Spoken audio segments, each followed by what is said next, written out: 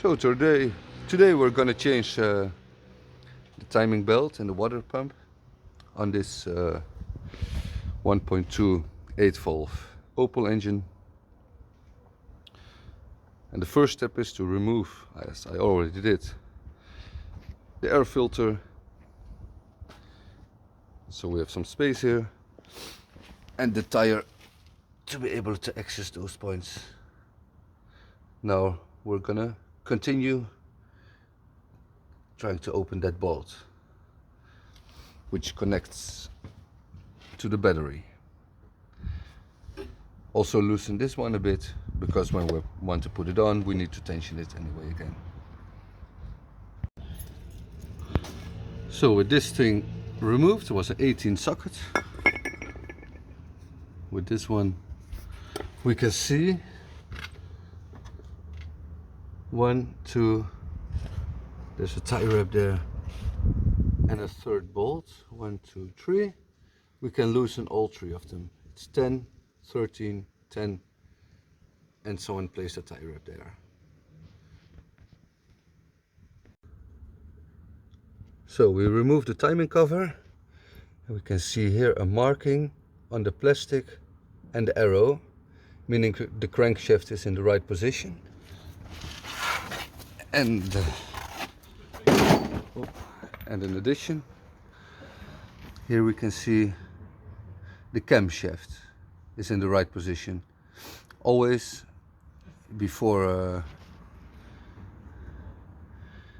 removing the belt, make sure those are both in the right position.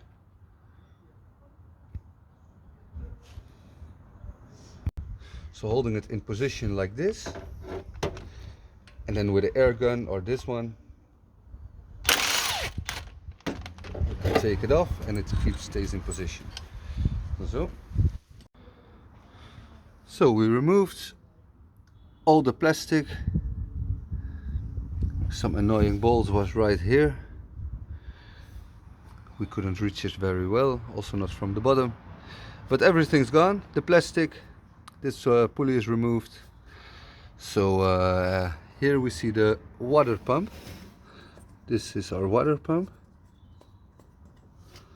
And it's stuck with 1, 2, and 3 bolts. And there's a sealing behind it. So we're going to remove those 3 bolts and we can replace our water pump.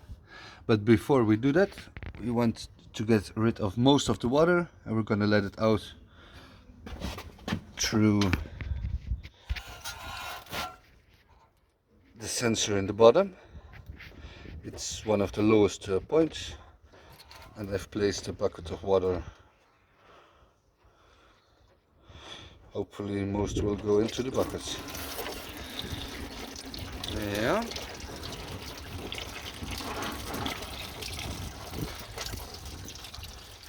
Removing the cap will make it go faster. When it's empty, we can disassemble our water pump. So now we're also taking away those 3 bolts. It means we can get out our water pump, which should be easy, but I'm gonna give it another shot with a tool.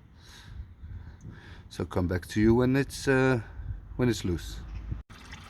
Okay, so with the help of a rubber hammer, we could get it out, and the liquid is falling in there, and we're gonna clean it and put our new water pump in. This is the old one. Here we have the new one. Always make sure that the old ring is also still in here, or take it out, but at least it should not be still in there. Always 1 ring. So the new water pump is placed where it should be. Now just tighten the 3 bolts and we can go further with the work. So the plastic cover is put back with the screws there and there. only need to put this one on. There's only one possible way it can be put on, and always check if the timing is still in the good position, as it is right now, with this and this. So everything mounted together. Of course, really important, the timing here, in combination with the timing here. We put the tensioner on in this location, and a rough estimate if the belt is good. If you can twist it 90 degrees but not more, it takes me quite some effort.